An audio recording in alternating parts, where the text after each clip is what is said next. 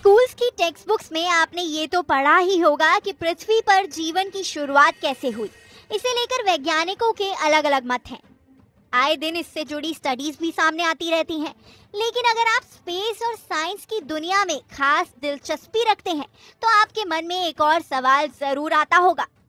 क्या आपने कभी कल्पना की है कि पृथ्वी का अंत हुआ तो वो मंजर कैसा होगा? लोग अक्सर इस सवाल को कयामत के दिन यानी डूम्सडे से जोड़कर देखते हैं। कई लोगों का ये मानना भी है कि हमारी अर्थ जब किसी बड़े उल्कापिंड से टकराएगी तब महाविनाश होगा और पृथ्वी के छोटे छोटे टुकड़े हो जाएंगे। अब सच्चाई क्या है, ये एक बड़ा सवाल है। वैज्ञानिक इसका जवाब जानने के लिए वर्षों से रिसर्च एंड स्टडी में जुटे हुए हैं, लेकिन अब कहा जा रहा है कि साइंटिस्ट को इस मामले में सफलता मिल गई है। दरअसल एक अध्ययन में इस बात का पता चला है कि हमारी पृथ्वी का अंत कैसे हो सकता है। बता दें कि एक्सोप्लैनेट यानी एक बाहरी ग्रह से इस रहस्य को सुलझाने वाले संकेत मिले हैं।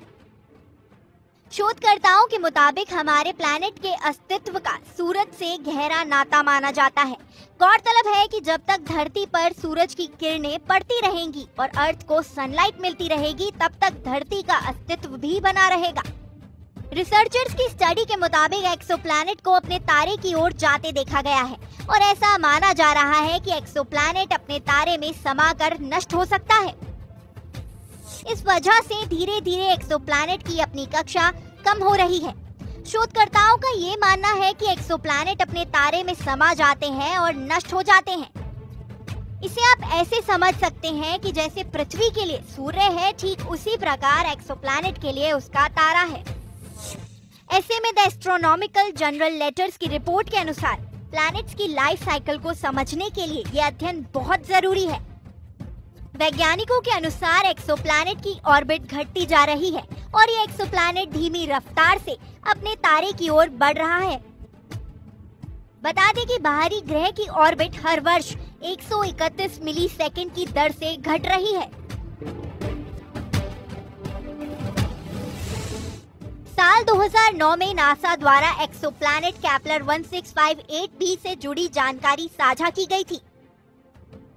इस बाहरी ग्रह के अस्तित्व की पुष्टि करने के लिए साइंटिस्ट को 1 दशक का समय लग गया था। बता दें कि शोधकर्ताओं का ये भी कहना है कि ऐसे प्रमाण मिले हैं जिनसे हम टाइडल फिजिक्स के सिद्धांतों को और भी बेहतर बना सकते हैं। उनका ये मानना भी है कि केपलर 1658b के अंत होने की प्रक्रिया का अध्ययन करना उनके बहुत काम आ सकता है।